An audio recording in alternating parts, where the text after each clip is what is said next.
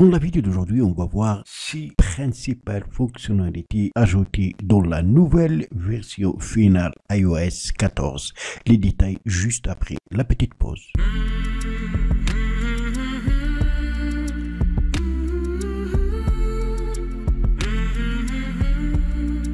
Bonjour, à partir du 16/9/2020, la nouvelle version finale iOS 14 est disponible au téléchargement. Pour l'avoir, il faut premièrement que votre appareil soit iPhone 6S et plus. Après, vous allez dans Réglages. Dans Réglages, vous allez dans Général. Dans Général, vous allez toucher Mise à jour des logiciels. Attendez que votre appareil recherche les mises à jour. Pour moi, iOS 14.0, votre logiciel est à jour. Si vous n'avez pas encore iOS 14, vous allez trouver ici la version. Vous allez la télécharger et enfin l'installer. Donc, une fois installé, voilà les 6 nouvelles fonctionnalités les plus principales. Alors, on commence par la fonctionnalité toucher le dos de l'appareil pour effectuer des actions rapides. Pour ce faire, vous allez dans Réglages. Dans Réglages, vous allez chercher Accessibilité, toucher Accessibilité. Ensuite, toucher, descendre tout en bas. Et vous avez touché le dos de l'appareil. Donc, toucher ici. Vous avez 2 possibilités. Toucher 2 fois. Pour toucher 2 fois, voilà les actions que vous pouvez réaliser. Faire un accès facile.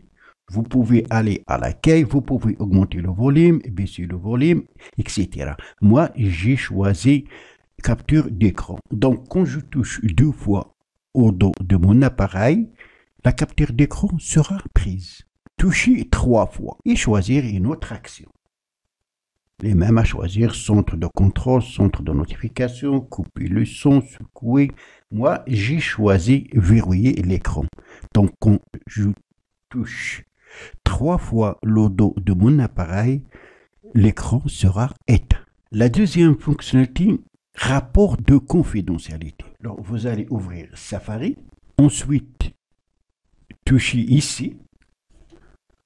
Le A, le grand A, vous avez ici rapport de confidentialité. Là, vous allez trouver les sites qui vous traquent, qui vous poursuivent quand vous naviguez sur Internet. En général, ces sites vous traquent pour la publicité. Ça veut dire si vous allez acheter par exemple une marque, vous allez recevoir prochainement les publicités concernant la marque que vous aimez. Quand vous cherchez quelque chose sur le net, par exemple chercher une marque d'une voiture, la marque d'un appareil mobile, vous allez recevoir les publicités concernant vos choix. Alors là, ça c'est très important. Safari, donc Apple, va vous afficher les sites qui vous traquent. Là, on a les trackers n'ayant pas pu établir votre profil et les sites web ayant contacté des trackers. Vous allez trouver ici tous les sites.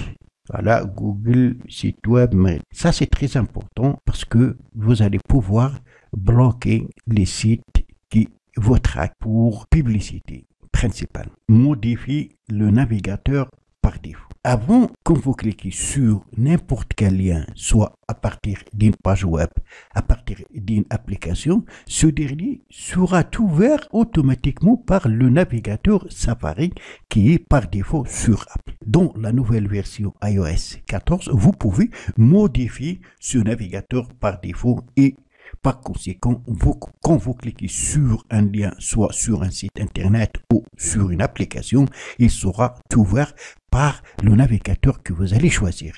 Par exemple, vous allez installer un autre navigateur. Moi, j'ai installé Google Chrome. Alors, pour modifier le navigateur par défaut, vous allez dans Réglages, chercher le navigateur que vous avez installé.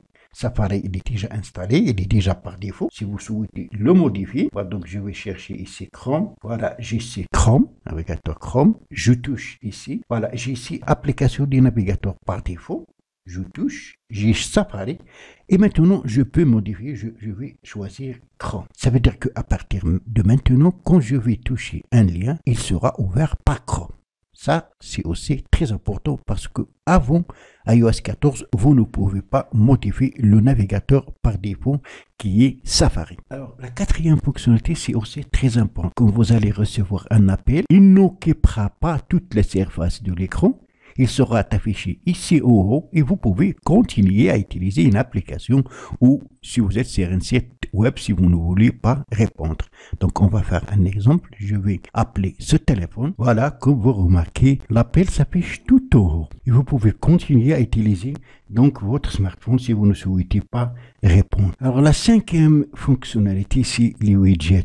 Les widgets, bien sûr, déjà disponibles sur Android, mais maintenant, ils sont disponibles aussi sur iPhone et que vous pouvez les ajouter et les personnaliser. Alors, quand vous allez glisser, vous trouvez ici les widgets. Là, c'est les applications par défaut de Apple. Quand vous allez installer une application qui prend en charge les widgets, vous allez la trouver ici. Alors, comment ajouter une widget à l'écran principal? Pour ce faire, vous allez faire un appui n'importe où sur l'écran, mais dans une zone vide. Voilà les applications qui vibrent. Maintenant, vous allez toucher le signe plus ici. Et voilà, vous allez choisir la widget à ajouter.